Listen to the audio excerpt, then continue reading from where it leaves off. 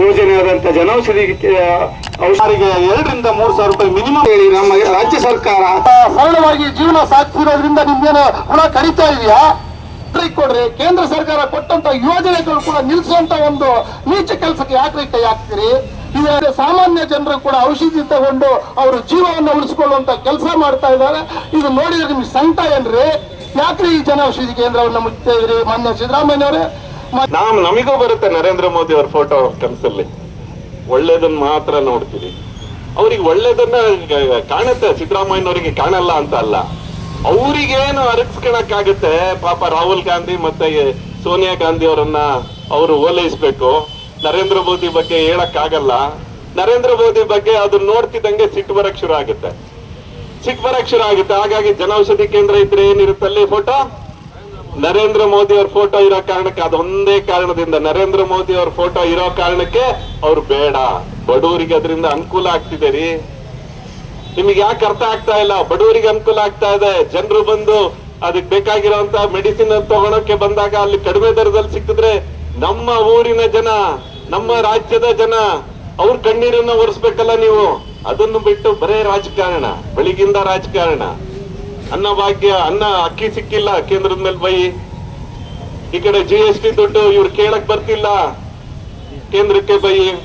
ಇಲ್ಲಿ ಯಾವ್ದೋ ರೋಡು ಟಾರ್ ಹಾಕಿಲ್ಲ, ಕೇಂದ್ರಕ್ಕೆ ಬೈ. ಮಾತಾಡಿದ್ರೆ ಕೇಂದ್ರಕ್ಕೆ ಬೈಯದ್ ಬಿಟ್ಟು ತಾವೇನ್ ಮಾಡಿದ್ರ?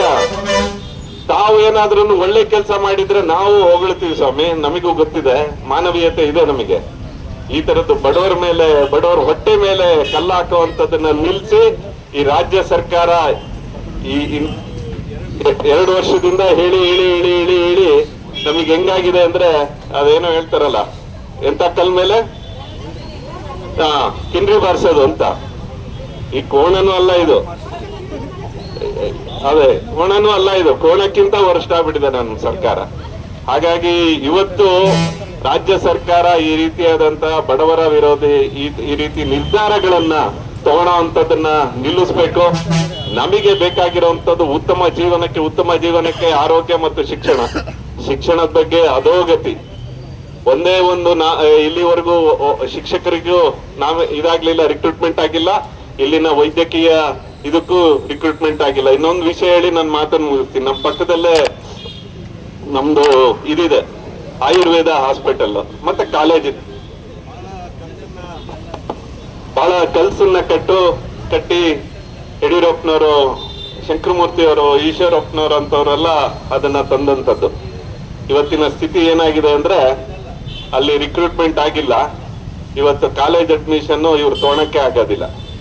60 ಸೀಟುಗಳನ್ನ ತಗೊಂಡವ್ರನ್ನ ಕೇವಲ 34 ಸೀಟಿಗೆ ಇಳಿಸಿರುವಂತದ್ದು ಈ ರಾಜ್ಯ ಸರ್ಕಾರ. ಯಾಕೆ?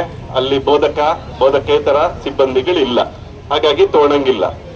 ಏನಕ್ಕೆ ಆಯುರ್ವೇದ ಕಾಲೇಜುಗಳ ಬಗ್ಗೆ, ಆಯುಷ್ ಇಲಾಖೆ ಬಗ್ಗೆ ಅವರಿಗೆ ನಿರ್ಲಕ್ಷ್ಯ ಅಂದ್ರೆ, ಅದರಿಂದ ಏನ್ ದುಡ್ಡಾಗಲ್ಲ. ಕಡಿಮೆ ದರದಲ್ಲಿ ವೈದ್ಯಕೀಯ ಖರ್ಚುಗಳೆಲ್ಲ ಆಗ್ತವೆ. ಆಗ್ಬಾರ್ದಲ್ಲ ಅವ್ರಿಗೆ ಏನಿದ್ರು 5 ಸ್ಟಾರ್. ನಿನ್ನೆ ನೋಡಿದ್ರಲ್ಲ, ಕೊಹ್ಲಿ ಜೊತೆನೆ ಸೆಲ್ಫಿ ಆಗ್ಬೇಕು. 11 ಜನ ಸತ್ತಿದ್ದಾರೆ, ಅವ್ರ ಮನೆಗಳಿಗೆ ಇನ್ನೂ ಹೋಗಿಲ್ಲ. ಎಲ್ಲಿ ಸಾಯ್ತಾರೋ ಅದ್ರ ಮೇಲೆ ಹೋಗ್ಬಿಟ್ಟು ಇವರು ಸೆಲೆಬ್ರೇಷನ್ ಅನ್ನ ಮಾಡ್ತಾರೆ. ಸತ್ತಾಗಿ ಸತ್ತಿದಾರೆ ಅಲ್ಲಿ, ಅದ್ರ ಮೇಲೆ ಆ ಶವದ ಮೇಲೆನೆ ಹೋಗಿ ಅಲ್ಲಿ ಹೋಗ್ಬಿಟ್ಟು ಅವ್ರ ಜೊತೆ ಹೋಗಿ ಫೋಟೋಗಳನ್ನ ತೆಗೆಸ್ಕೊಂತಾರಲ್ಲ. ನಾಚಿಕೆ ಆಗಲ್ವಾ ಇವರಿಗೆ? ಇಂಥ ಸರ್ಕಾರ, ಲುಜ್ಜೆಗೆಟ್ಟ ಸರ್ಕಾರ. ಇವರಿಗೆ ಎಷ್ಟು ಬೈದ್ರೂ ನಮಗೆ ಒಂದೊಂದ್ಸಲ ಬೇಜಾರಾಗುತ್ತೆ. ಏನ್ ಬೆಳಗಿಂದ ರಾತ್ರಿ ತನಕ ಇದನ್ನೇ ಮಾಡ್ಬೇಕಾ ನಾವು ಅಂತ. ಈಗ್ಲಾದ್ರೂ ದಿನೇಶ್ ಗುಂಡೂರಾವ್ ತುಂಬಾ ಹಿರಿಯ ಒಬ್ಬ ರಾಜಕಾರಣಿ, ವಿದ್ಯಾವಂತ. ಅವ್ರಿಗಾದ್ರೂ ಅರ್ಥ ಆಗ್ಬೇಕಲ್ಲ ದಿನೇಶ್ ಗುಂಡೂರಾವ್ ಅವರಿಗೆ, ನಾ ಮಾಡ್ತಿರೋದು ತಪ್ಪಿದೆ. ಏನ್ ಹೇಳ್ತಾರೋ ಸಿದ್ದರಾಮಯ್ಯನವ್ರು ಹೇಳ್ತಾರೋ ಕೆಳಗಡೆ ಮಾಡ್ಬಿಡೋ ಅಂತದ್ದೆಲ್ಲ ನಂದು ಸ್ವಂತ ಬುದ್ಧಿವಂತಿಕೆ ಆದ್ರೂ ಬುದ್ಧಿಯನ್ನಾದ್ರೂ ಉಪಯೋಗಿಸಕ್ಕೆ ಅವರಿಗೆ ಯೋಗ್ಯತೆ ಇಲ್ವಾ ಅನ್ನೋಂಥದ್ದನ್ನೇ ಒಂದೊಂದ್ಸಲ ನಮಗೆ ಅನುಮಾನ ಬರುತ್ತೆ. ಹಾಗಾಗಿ ಇದು ನಿರಂತರವಾಗಿ ನಡಿಬೇಕು. ಜನೌಷಧಿ ಕೇಂದ್ರ ಶಿವಮೊಗ್ಗದಲ್ಲ, ಇಡೀ ಕರ್ನಾಟಕದಲ್ಲಿರುವಂತ 204 ತಾಲೂಕು ಕೇಂದ್ರಗಳಲ್ಲಿ ಎಲ್ಲೆಲ್ಲಿದೆ ಜನೌಷಧಿ ಕೇಂದ್ರ ಮತ್ತೆ ಪ್ರಾರಂಭ ಆಗ್ಬೇಕು.